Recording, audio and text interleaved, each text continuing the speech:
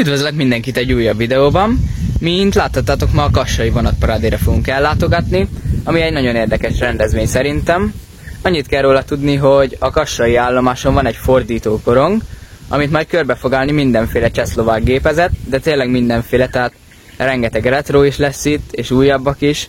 De szerintem ami a legérdekesebb, az a pantográf, mivel ezt nemrég kivonták ugye a forgalomból, és már csak ilyen eseményeken lehet majd vele találkozni.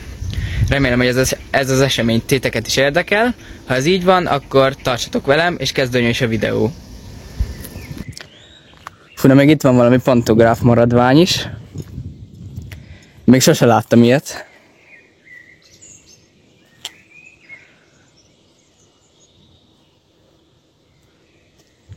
Egyébként én nem vagyok otthon nagyon a szlovák vasútba, de most lehet jobban megismerem. Azt hiszem, hogy ez az ász, vagyis hát igen, csak van valami más, na mindegy. Mögötte pedig egy gorilla. Hát ez a pantográf már teljesen szét van szedve.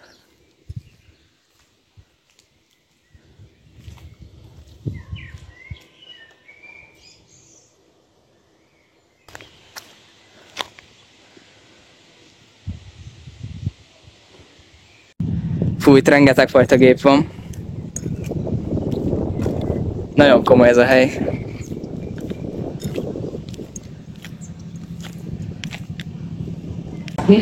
Hát ez a Vectron Magyarországra is szokott járni. Mondjuk én még sose láttam, sajnos. Egyébként elég furán érzem itt magamat, mert mindenki szlovákul beszél. Itt bömböl a zene. Erre a pantográfra kíváncsi vagyok.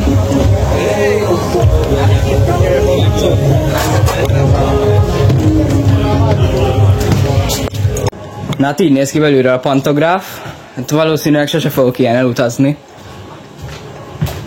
Meg amúgy még sose láttam ilyet.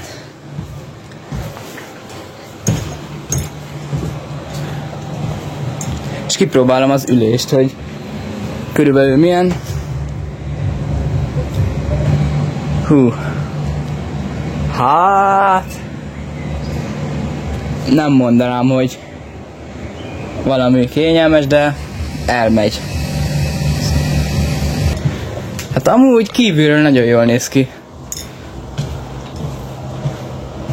Mondjuk belülről se rossz. Tehát mondom, utaztam volna szívesen vele.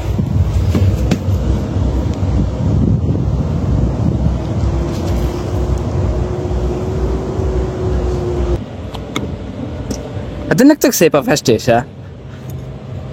Nem tudom, hogy ezzel mi lesz. Általában graffitizve szokott lenni, ám mondjuk itt is van. Szerintem átfestették most erre az eseményre. Nem tudom. Megnézzük ezt a fekvőhelyes kocsit is. És egy fekvőhelyes kocsi, hanem egy étkezőkocsi.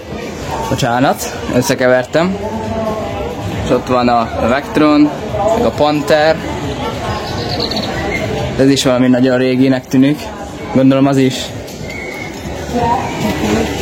Itt vannak a jó gépek azért, a BZ-k. Megnézzük ezeket is. Ez a harmadik, ez nem tudom, hogy mi, ez nagyon furán néz ki. De megnézzük.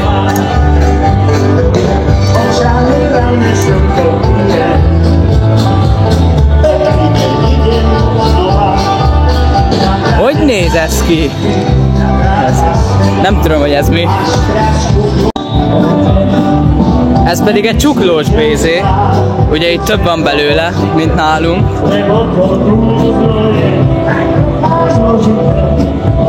Ez meg nem tudom, hogy ez mi. 861-es sorozat. És itt a csuklós BZ. És ott hátul is van valami pantográf betétkocsi, vagy nem tudom. Elég sokat láttam már, amik ilyen selejtek, gondolom. Hát ezt még mindig nem tudom, hogy milyen BZ, de nagyon ocsmány.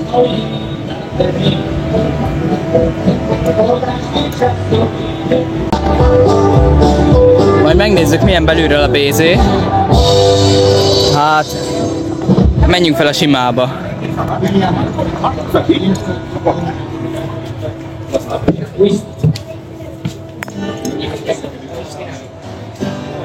Ugye ilyenekkel még lehet utazni itt Szlovákiában, de ilyennel se utaztam még. Elég fura az ülés elrendezés. És ugye van nyomógomb, meg kijelző.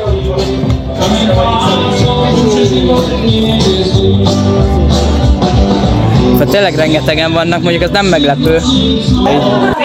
Hát a csuklós béze az tök olyan, mint a magyar, legalábbis olyan elrendezésű, csak ugye más a színterv. Hát igen, ez fullra olyan. Csak ebben van ugye jegykezelő, vagy hogy hívják ezt, meg leszállásjelző is. Szóval azért valamivel jobb, de az elrendezés ugyanaz. Itt legalább nincsenek sokan. A Bézéből átalakított gépezet egyébként nagyon durván néz ki. Nagyon érdekes. Nem tudom, hogy ebbe be lehet-e menni. Hát nem úgy néz ki.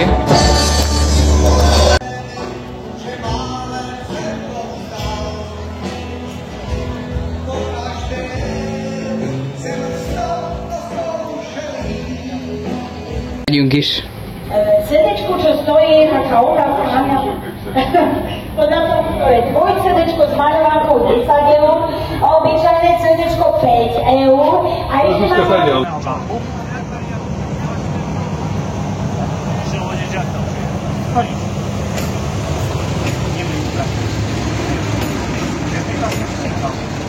Tak, na tom, ktorý je cestovný lístok, nejakú potlač. Keďže tlačiareň tu nemáme, tak na to môžeme použiť napríklad takú jednoduchú čarovnú paličku, to je skvelý nápad. Máme jedna z najlepších čarovných paličiek, aké poznám. És itt tömérdek mennyiségű selejtezett pantográf kocsi van. Akkor a másik oldalról is az elhagyatott BZX és a kocsik. Plusz még itt van egy elhagyatott búvár is.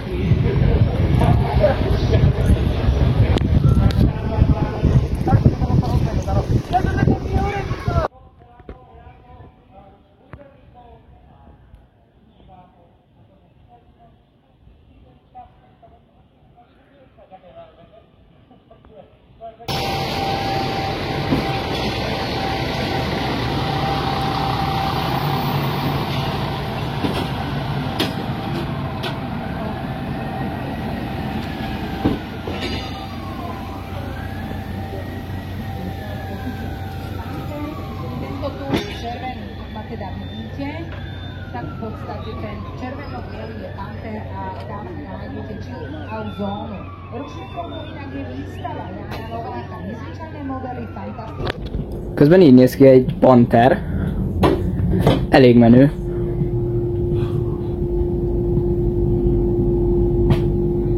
Ott pedig a Vectron. Lehetne nálunk is.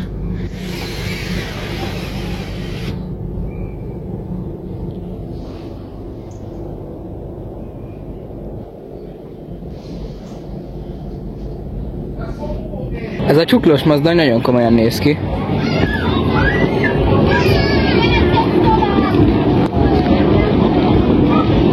És itt már a vágóáron egy kis szolgálati közlemény, hogy innentől fog kezdődni az érdekesebb rész, ugye a fordító korong, ez a fő esemény, hogy minden gép kimegy a korongra, körbeforgatják, majd visszamegy, és én úgy vagyok vele, hogy ha már én ott végigálltam azt a másfél órát a tűzőnapon, akkor ti is nézzétek már végig az összes gépet, ahogy körbeforgatják. Nyilván ez nem másfél óra lesz nektek, mert meg lesz vágva, fel fogom gyorsítani, de azért na, érezzétek a törődést. Szóval mostantól jön majd a fordító korongos rész. Príjemný dobrý deň, točne sa nám točí. Tak vás poprosím možno, čo všetko tu máme k dispozícii. Možno tak... Ďakujem veľmi pekne. Mohli sme sa možno ešte dozrieť také teda otázočky, keď sme sa bavili, tak vy v podstate ste takým presvedčeným, by som povedala, teda zamestnancom železničnej spoločnosti Slovensko, od detstva ste vravili, že teda bývate blízko a dokonca ja vám poviem taký svoj zážitok. Moje detstvo.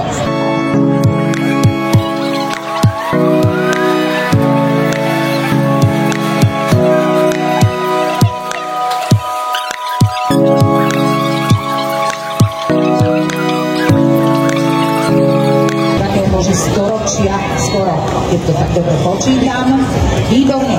Tak farmy Rušeň 434 2 338 už aj prichádza na točňu.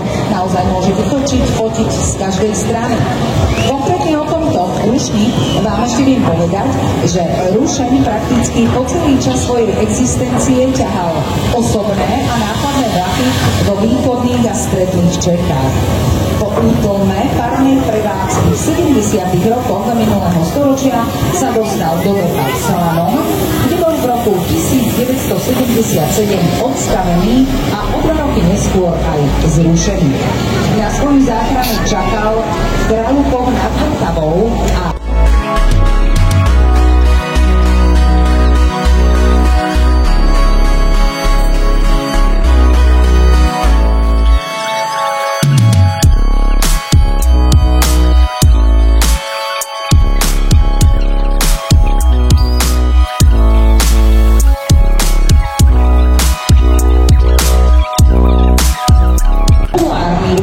ktorý od roku 2010 vyrába spoločnosť Siemens Mobility v rôznych prevedeniach a ktorý neustále vylepšuje. Podľa požiadaviek zákazníka môže ísť o striedavý, jednosmerný alebo viac systémový elektrický rušeň, prípadne o diesel elektrický rušeň. Určený je pre vozbu rýchlych nákladných alebo osobných vlakov s maximálnou rýchlosťou od 160 do 200 km za hodinu. Od roku 2022 si dokonca môžete objednať rušenie pre maximálnu rýchlosť 230 km za hodinu. A to je úžasné, obrovská rýchlosť. Spoločnosť Budamar patrí k najväčším nákladným dopravcom na Slovensku. Od svojho vzniku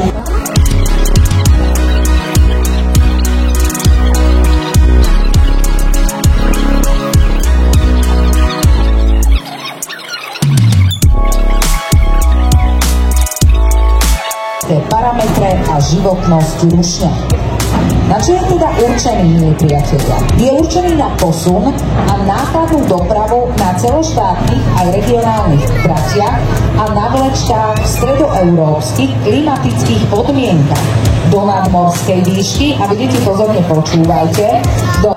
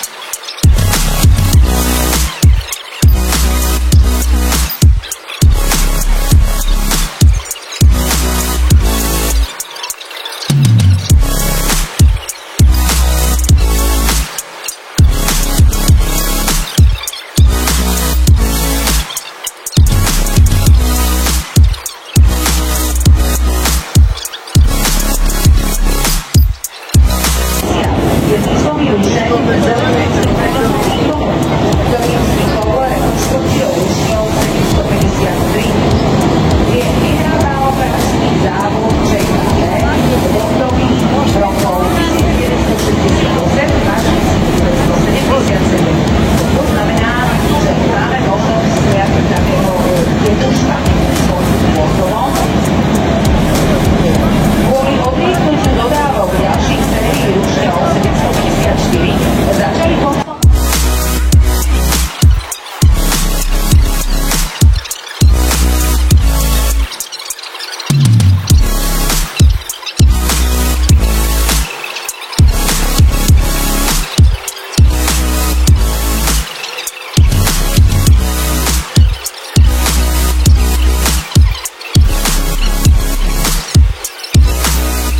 motorov nasadených moderných motorov Caterpillar.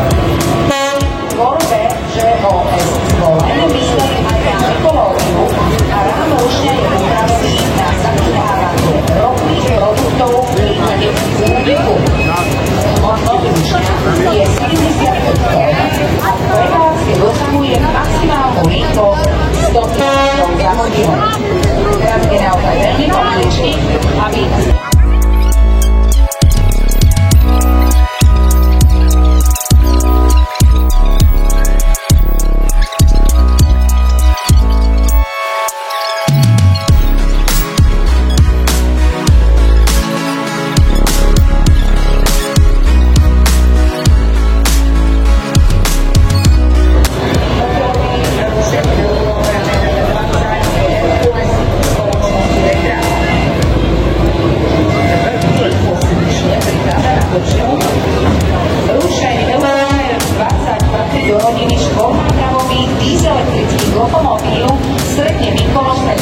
ktoré v rokoch 2002 až 2011 vyrobila spoločnosť Siemens Mobility vo výrobnom závode v Mníchove.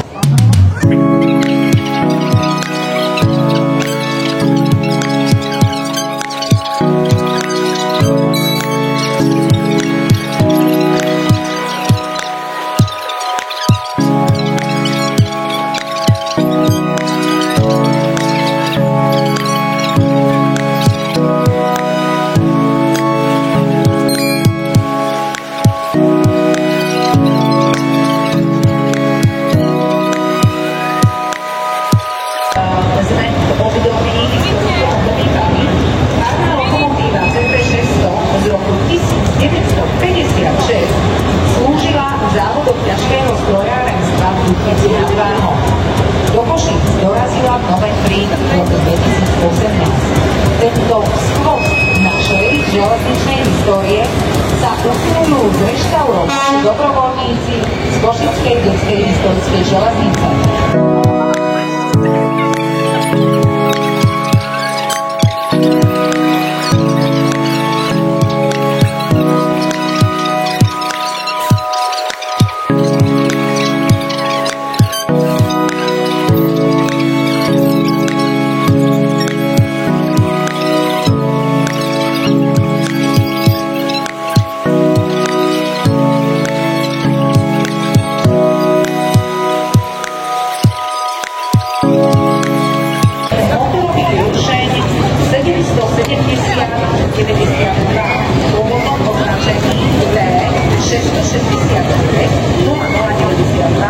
Košickej detskej historickej železnice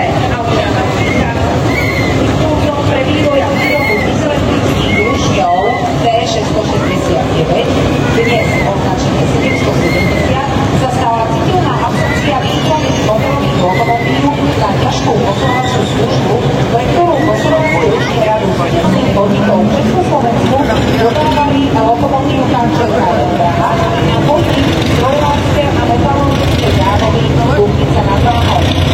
V rozhodnutí roku 1963 sériová výroba prebiehala v rokoch 1967 až 1969.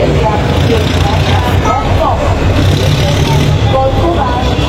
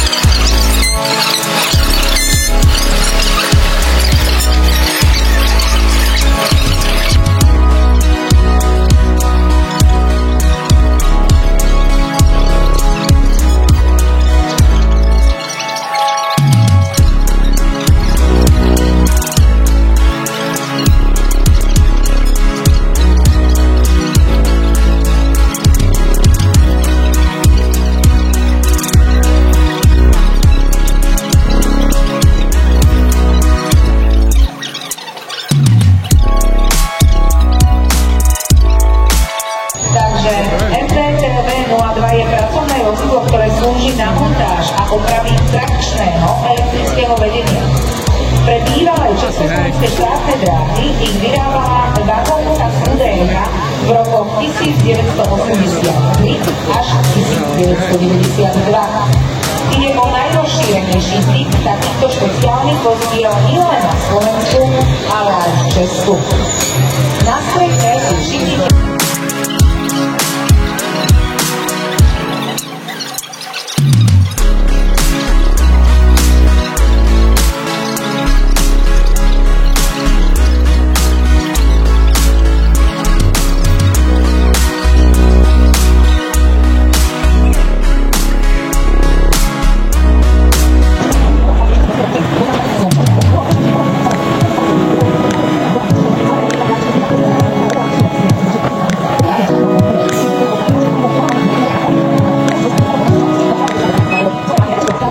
motorový vozeň 812 056 železničnej spoločnosti Slovensko.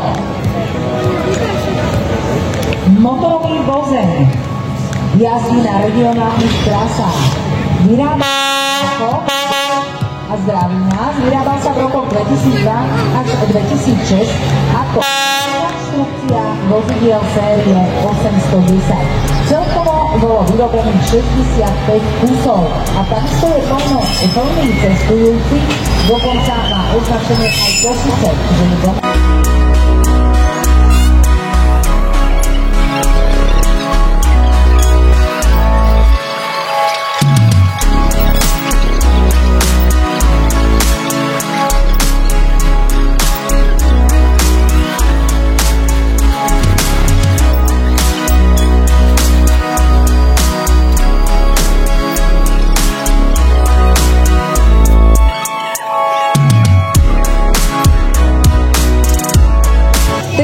Mašinka na prehriatu paru bola pôvodne určená pre rýchlu, prímestskú aj diaľkovú dopravu a v rokoch parnej prevádzky previezli tieto rušne milióny cestujúci. Stroj mal až neuveriteľne rýchly rozjazd, čo bolo výhodné pre vlaky, ktoré často zastavovali. Vystavovaný rušeň, ktorý si teraz fotíte a vidíte, bol vyrobený v roku 1951 a v bežnej prevádzke slúžil až do jesene 1977. Na niekoľko rokov bol preradený do skanzenu železničných vozidiel v Českej Třebovej, odkiaľ ho v roku 1983 získalo Bratislavské železničné múzeum. V súčasnosti sa len stará klub železničných historických vozidiel v Poprade. Nože dnes z tej točne do toho Popradu pocestuje. Jeho členovia rušeň komplexne zrekonštruovali v roku 2008 a odvtedy bol často využívaný v rámci nostalgických jazd na Slovensku, ale aj v zahraničí. Ďalšiu jeho veľkú a náročnú opravu, bez ktorej by sa už na trať nemohol vrátiť, keď zrealizovali v rokoch 2018 až 2021. Zaužívané meno Papagaj dostal pre výrazne modré sfarbenie, ktoré pripomínalo farby atraktívnych papagájov z juhoamerických džunglí. Iné zdroje uvádzajú, že pre minulého storočia. A milí priatelia, keďže nám parný rušeň 477 013 Papagaj odchádza, tak mu zakýveme a odfoťte si preto sa točňa takto teda nastavila, pretože ide k svojmu prevádzkovateľovi klubu železničných historických vozidiel Poprad. Ďakujeme, Papagaj, a obrovský potlesk ešte dajte. Ten svoj pozdrav možno nebude počuť, ten váš potlesk, ale keď zatlieskate ešte takže veľmi a zaujúkate, tak sa s Papagajom nádherne rozlúčime.